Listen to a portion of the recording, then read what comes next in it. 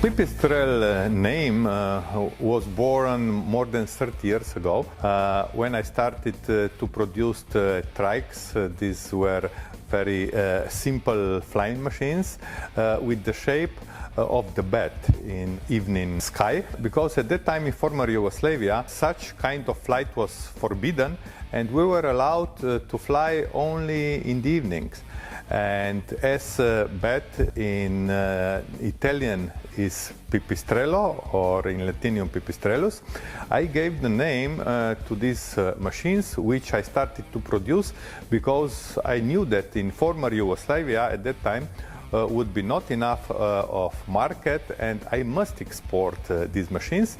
So I gave the name in the way that in Italy, what was our first export market, the people would understand what the name means. Today, of course, Pipistrel is different size activity or company at that from the beginning. We are now international group. We have two companies in Slovenia, one company in Italy, we have company in China, now we are establishing a company in Germany, we have the office in India. So we are international group with about 250 employees. We are producing 12 different models of aircraft, from single-seater, two-seater, four-seater. We are developing now flying taxi for Uber, five-seater vertical takeoff and landing. We are developing 19-seater. Our main markets are India, US, China. We are selling 95 countries. We are producing one aircraft per working day. We won different awards all over the world, almost what is possible, also 3 times NASA award for the best aircraft in the world, and the highest award ever, $1.3 million for the most efficient aircraft in the history of aviation.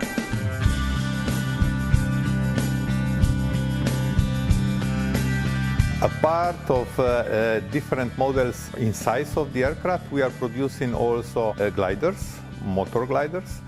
We are producing aircraft for training. We are producing cross-country aircraft, especially for adventurers, because our aircraft are very efficient. With 300 liters, you can fly from Chile to Eastern Islands. It's 4,500 kilometers. They are very, very efficient.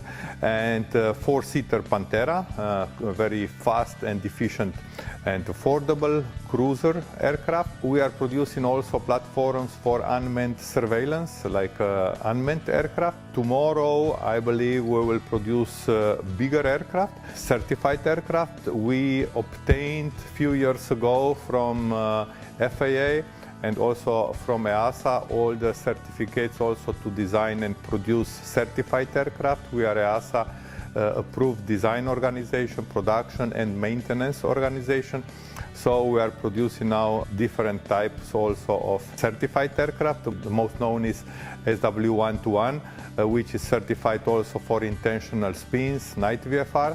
And now the first fully electric two-seat trainer, also EASA type certified, is coming out in next weeks or months.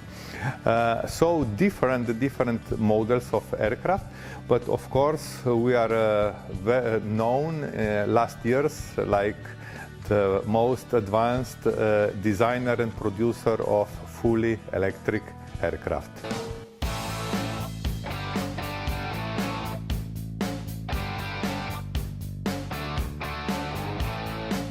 Well, nowadays, everybody is talking about electric aircraft, about electric propulsion.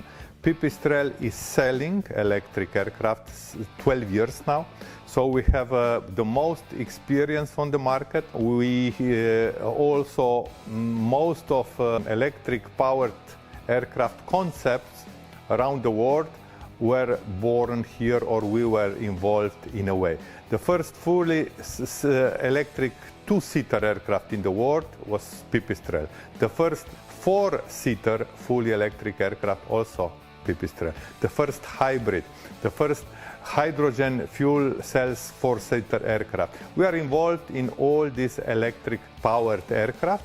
And of course, the four-seater vertical takeoff and landing flying taxi for Uber will be also electric. Unfortunately, it is nice to be a pioneer in aviation, but it's very hard to live from this. So our electric aircraft cannot fly yet in a lot of countries, but we are changing also, we are contributing to change the rules, and every day are more countries around the world where we can sell.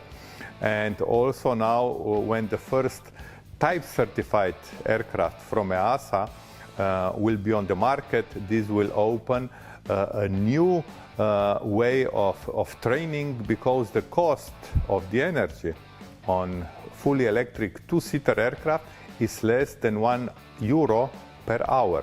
So we will tremendously reduce the cost of training.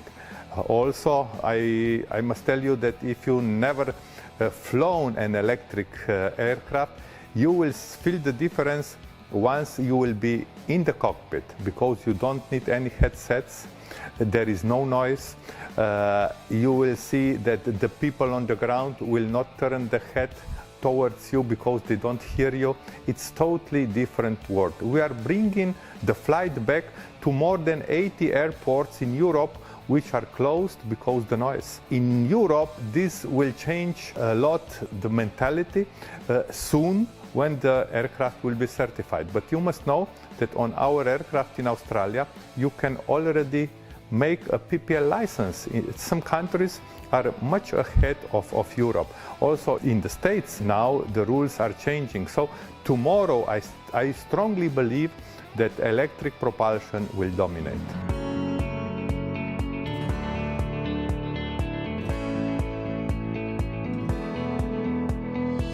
Nowadays there are different countries in the world which already allow electric propulsion. You can make the LSA license in different countries, but also in some countries you can do a PPL license, like Australia. Also in some countries in Europe you can do ultralight license. China is opening now the sky to electric aircraft. So every day more countries are allowing electric propulsion. Also in Europe with EASA we have 3 countries which are testing the electric aircraft because of the certification needs.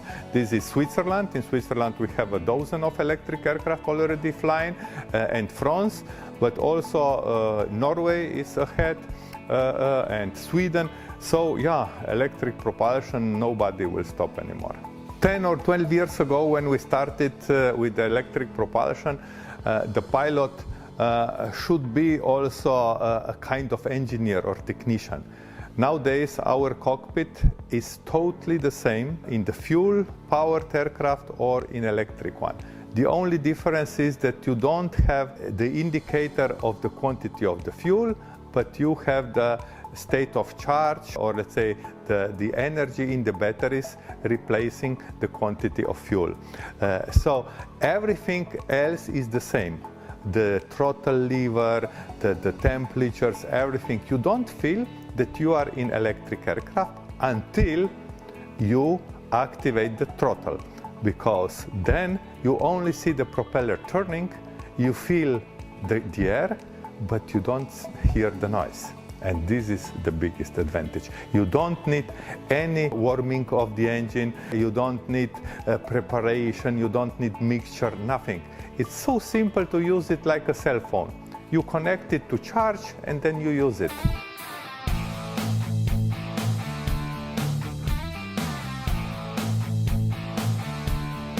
We are working now on 3 projects, all connected to electric and hybrid propulsion. The most known is the Uber flying taxi. You probably know that we were chosen by Uber, beside Embraer, Bell Helicopter, Aurora, what is Boeing now. Also Pipistrel was chosen to develop a flying taxi. This electric vertical takeoff and landing flying machines will start flying of them already next year. Then we expect the first cities to be ready in 2025. That's one project. Then similar to this, we are developing also a flying cargo drone, large size, to transport half a ton of goods. And we are developing the hybrid electric 19-seater commuter for the transport between cities which are, let's say, in distance between 200 and 500 kilometers. This will be powered by hydrogen fuel cells. I see a big advantage of hydrogen in aviation. In car industry, probably not, because the transportation and the storage of the hydrogen, it's still a challenge. And having every 15 kilometers near the road the charging station, it's a big challenge.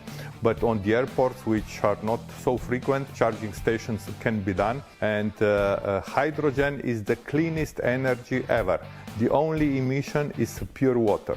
So you can increase the range of the electric aircraft, so you don't need anymore so many batteries. You need the batteries only for takeoff and let's say to have a mandatory reserve, but you produce from the hydrogen you carry with you, and from the oxygen you take from the air, you produce the electricity during the flight. And this is also the correct concept of clean aviation, also for longer distances, also tomorrow to cross the oceans.